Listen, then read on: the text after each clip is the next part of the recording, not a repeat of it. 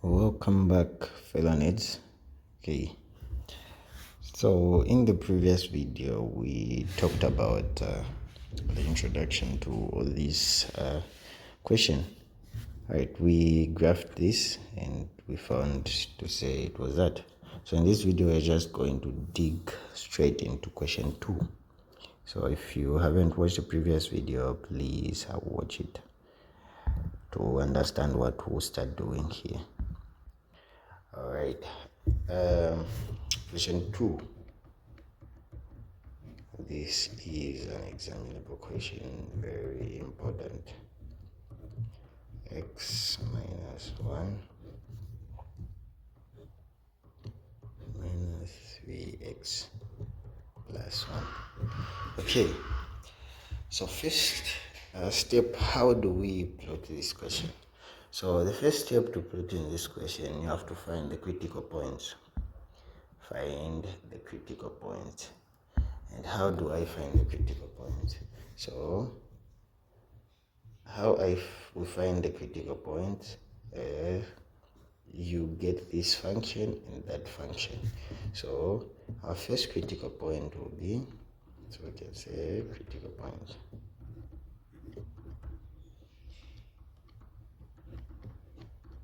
So our first critical point will be 2x minus 1 equals to 0. You equate these functions to 0. So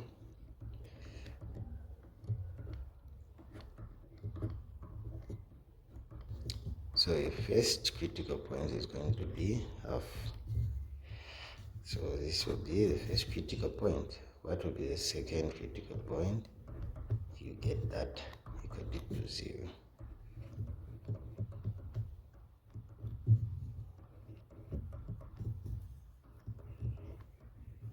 So over second critical point will be x. It will be 1 over 2. So what do I do with these critical points? Okay, so I have to make a table. So we have 1 over 2 and 1 over 3. So let's do this. Critical point is 1 over 2 and negative 1 over 3. Alright. So we'll get these critical points.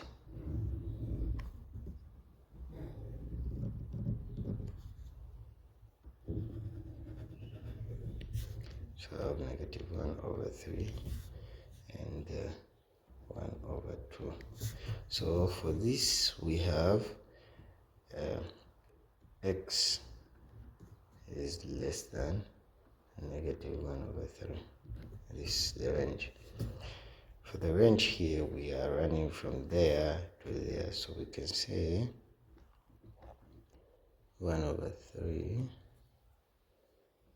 is than x.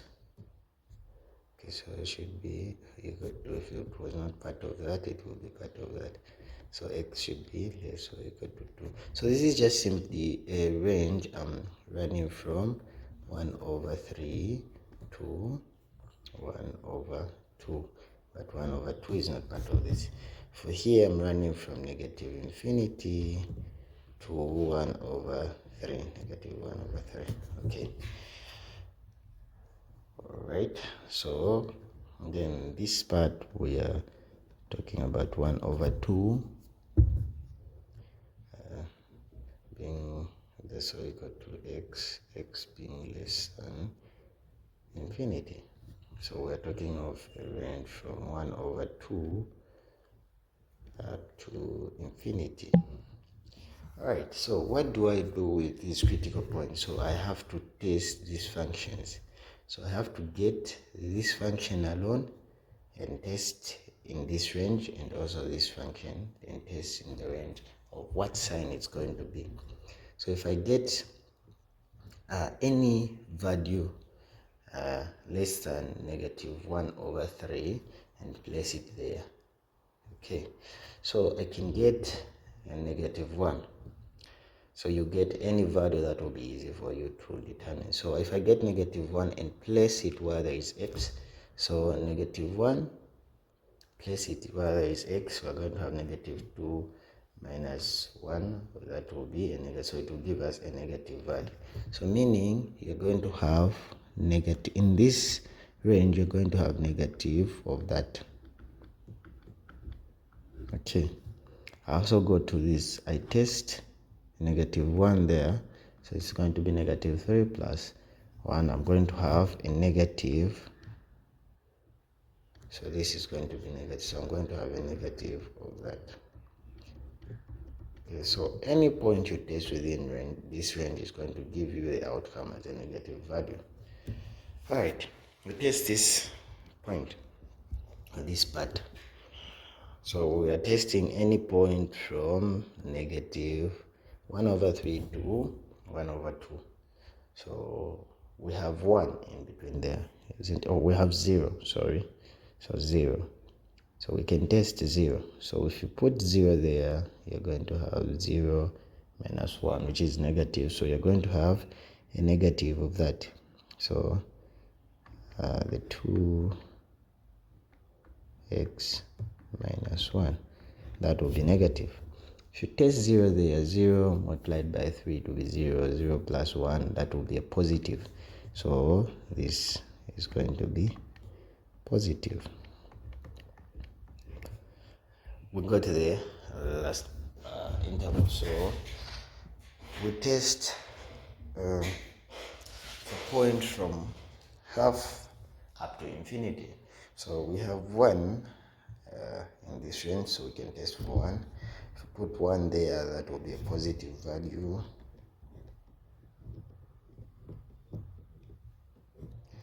If we put 1, it will be a positive value. Okay. So the next step here, after finding this, using our critical point and giving us intervals, so we are going to now make a piecewise function using these functions that we made. So a piecewise function is just a function that means a different definition. So something like this. So we're going to make a piecewise function. So okay, so we are going to have, what function are we going to have, overall function are we going to have here when you add this and here and here? So let's start with here. So when you have -2x, let's start with the function for here. So when you have -2x minus 1. So what we are doing, we're trying to add these two functions. So not really modular, so that I wanted to close. So plus -3x plus 1. So this is what we're doing to find the overall function. So say we're going to have -2x plus 1. So negative by that and negative by that will be 1. So plus. So here we're going to have -3x minus 1. Okay, so -2x minus 3x plus 1 minus 1. So what will be that? That will be a -5x. -5x. -5x, yes. And then this will be 0. So this will just be our function for here. So that will be our overall function for this interval. -5x. Alright, still moving, we also find the function for that interval. So when we say negative 2x minus 1, okay, I guess we now know what's happening here. We now know what's happening. We are adding that. Our value, we're going to have negative 2x plus 1 plus 3x plus 1. So we're going to have, at the end of it all, we'll have x plus 2. So x plus 2 will be our function for this interval. X plus 2. Alright. Still moving. We go to the last interval, this interval. So we're having 2x minus 1 plus 3x plus 1. So this will be 5x. Then this and that will cancel because they have different signs. So that will be a function for this side. 5x. Alright. Yeah, so that's it with that. That's it with making function. So our piecewise function is going to be like this. So we're going to have f of x. So making these functions, so our piecewise function is going to be is equal to negative 5x when x is less than negative 1 over 3. Okay, and then for x plus 2, we'll have the interval. So you can either write in set Buda notation or interval notation, it's up to you. So if you find set Buda notation complicated, write in interval notation for your own good. So 5x will be for 1 over 2. That's what you could do. That. Alright, so that's for our piecewise function. So that will be our piecewise function. Alright, so what do we do next? You now go to the graph and they start graphing these functions. So first step, you draw your critical points. So what do we have our critical points? So our critical point is somewhere, the first one is somewhere here, negative 1 over 3. So our critical point is somewhere here. Okay. And the other critical point is somewhere here, 1 over 2. Alright. So these are our critical points, 1 over 2 and negative 1 over 3. So what you do is you plot these functions, each of them. But when you plot this function, it should just be in the area where its interval lies. So when we talk of plotting negative 5x, so what is negative 5x? So we know this is a linear equation. So our negative 5x is going to be like that. So our negative 5x is going to be like this. Okay, let me just change the color. Alright, so you're going to see that our negative 5x is going to run like that.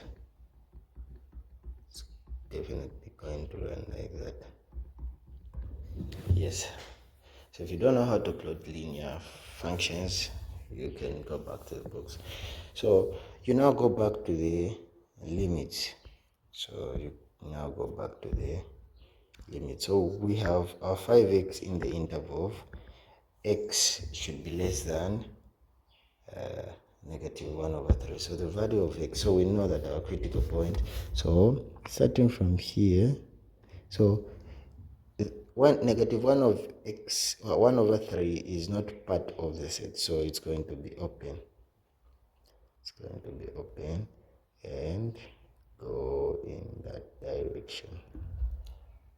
So that will be our graph for that interval. Okay, we'll move on to the second function.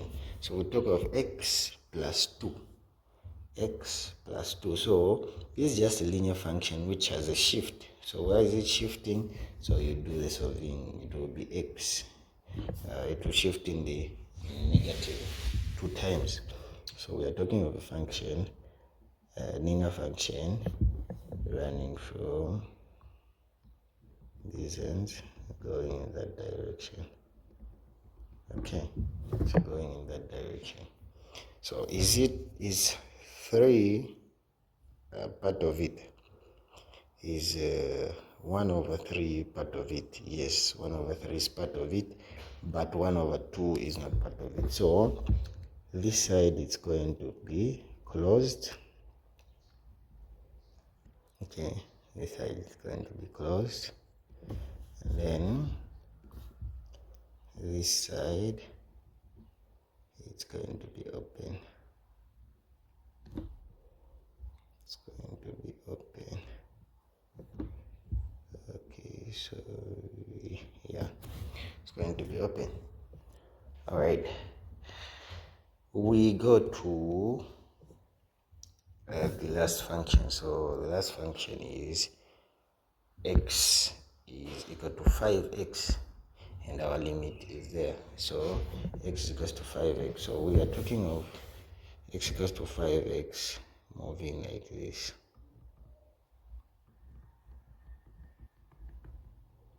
A graph moving like that, because when we have, okay, let's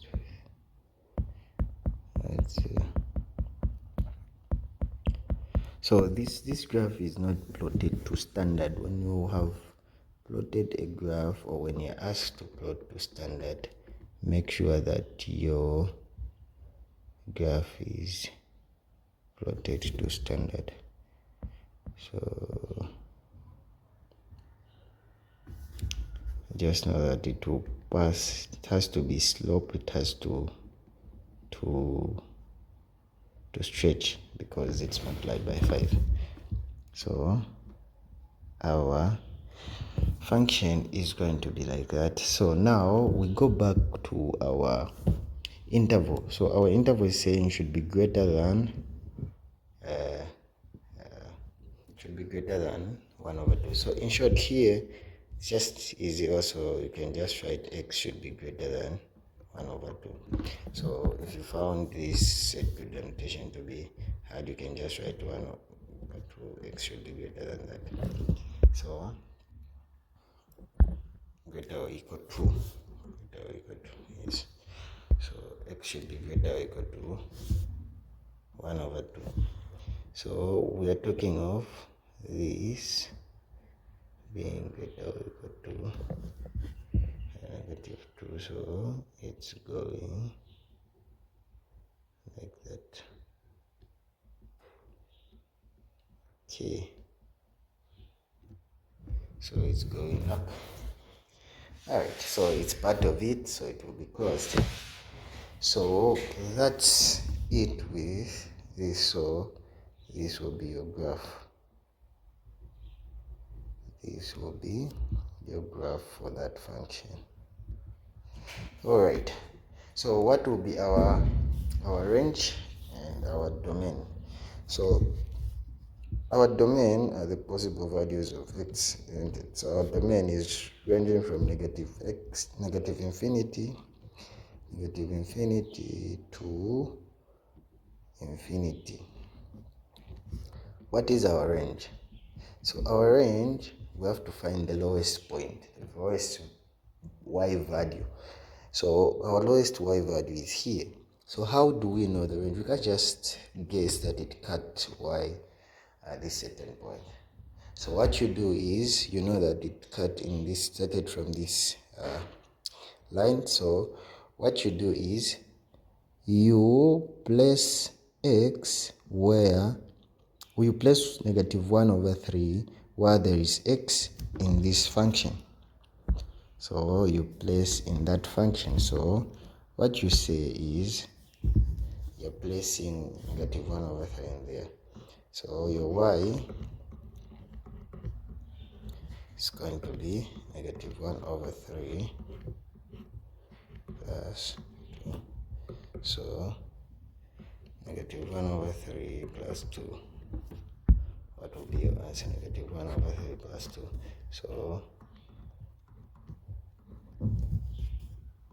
answer will be 5/3. So that will be y is equals to 5/3. So the instance is finding what y is at this point. What y is at that point. So our y is 5/3.